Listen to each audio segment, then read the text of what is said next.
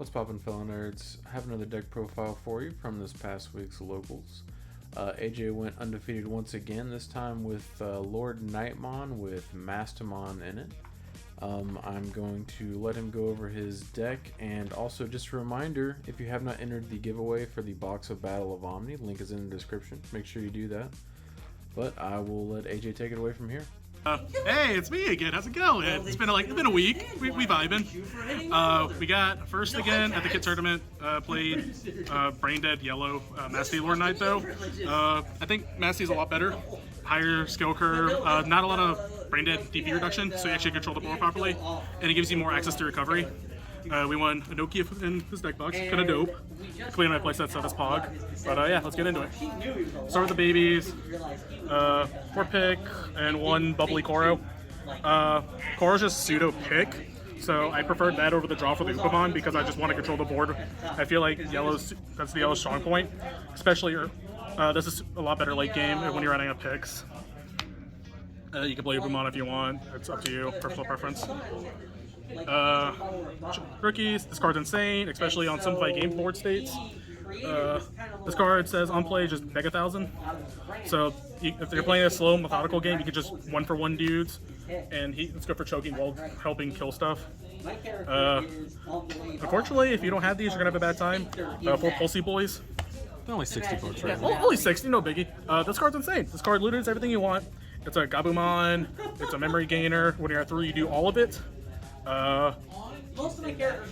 You don't need this card. It helps a lot though. So highly recommend getting these. At least 2 to 3 copies. If you can't get a 4, I get it. This card also says I win the game, late game. Bushy. I didn't want to play 4 because I thought 4 would have been cloggy because he's a 5 hard play cost. I didn't want to get stuck clogging on this. But so I opted to play 3. This card with Blinding Ray in his game 80% of the time. Super late game too. Learned that from Sean a couple formats ago. This is probably the worst rookie in the deck, and I hate this card dramatically. Kotamon. You only have 10 targets in a 50 card deck, and you can't even search yourself, which is dumb. He's a reptile, and he's arguably the worst rookie in this deck in my opinion. I actually want to cut this in general and play the Gain of Memory Patamon inheritable. The 1-of Pata, the call off Masta late game and everything, just through recovery. And I opted to play 2 Lucy instead of 1. Round 2 against Ragna, having double Lucemon in my hand was relevant because I recovered double security while swinging with the Mastemon and Angelwomon effect with the blocker, so I lit a turn and I just stabilized the game from there. He just couldn't recover. That's it for the rookies. Pog. Champions. We did the 5 blocker count again. Uni is arguably better than this. The only reason why he's relevant is because the 1 Evo.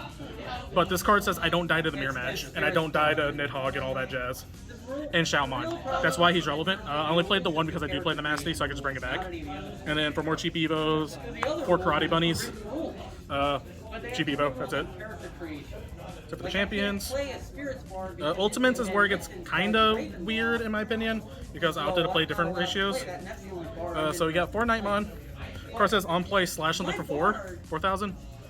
Super strong. A lot of early games, if they just start throwing rookies one at a time, I just hard play this just to slow them down to lose momentum. Against Imperial round 3, he kept just throwing dudes out, and I dropped like 3 of these in a row just so he could stop the momentum and couldn't build a stack, and I just won out from there. This is probably my favorite ultimate, Wargrow. Oh yeah. He says Digiburst 2, next something 4. Super relevant, especially against the 4K blockers with the picks and everything, because you can just insta-kill that. And the Inheritable says, when you have 3 or less, it's plus 1,000 DP, so Knightmon and Master is even bigger. This card is okay. I don't know if I want to keep playing it. Double Angelwomon. It helps me stall and live a turn or 2. The Inheritable is good, obviously, because I played Wargray. But let's speaking, this could be the 4th Wargrowl, and I could probably play like Sirenmon or Tailmon or something over this. But for now, I'm going to keep trying the 2 and see if I like it. But like I said, you can probably do Wargrowl or something else. I just felt like it was a little win more with the Inheritable. I mainly just played it for the neg 2. because it did come up against Ragnar Lord because it just had him check for 1 instead of freaking million? 3. Yeah, a million. This card is brain dead and degenerate. LordKnightmon. Everyone knows what he does, what she does. The fact that she gains the 1,000 on both players' turn is absurd in my opinion. Super good though. Definitely a lot of fun to use. Instead of Slash, I'm gonna play Mastemon instead. This card was bonkers. I saw this card more than LordKnightmon. Ripping a security, then recovering off of Mastemon was insane. Just doing it for free, as well as doing a free damage. Most decks couldn't deal with it, so definitely liked it. And you can just bring back the blockers to fix the board state that you need and to help combat what you need. It's like, so say if you use something early on, you're like, wow, I really need this right now. You can just call it back to help stabilize. So definitely higher ceiling. It's not as easy to control boards, but if you know what you're doing, you're gonna win it 90% of the time. I don't know if most decks are doing this, but double defeat. People hit this 4 times today. It was really good. The Ragnar Lord player hit it and never wanted to block it because his dude would have died. One Imperial guy swung with a Digimon, hit this, and he was like, "Oh, you play that too?" And he was really, really sad. This card's really cute with the Mastemon because you can just go on top and blow up like Joe and Sora and everything like that. So it's super situational. It's good. He's also, it's not really relevant, but he also is one of the targets you get hit off Kodomon because he is a Holy Warrior. I realized that today in playtesting. It's sometimes relevant if you have the Mastemon on hand, so you can go for the play on this. But 80% of the time, you just want him in security. But I definitely suggest playing this card. It's really good. Options and everything. Double TK. Best yellow tamer, I've said. He says pluses. I open to play Triple Smart Masquerade. This card says I don't lose the early game board swarm, and late game this card is the same as security. It is a Shine Greymon. It kills anything. It kills Omnimon too. And then lastly, Triple Blinding Ray. If you don't play this card, I don't know what you're doing. This card is the freest card ever, especially when it has your security. If they put you to 2, you just go to 3, combo, or 4, combo off the LordKnightmon, combo off the Mastemon. You just go bonkers.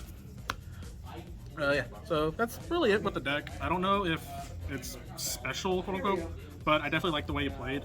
I played it more control aggro with the DP reduction. The Imperial player round 3 couldn't keep up.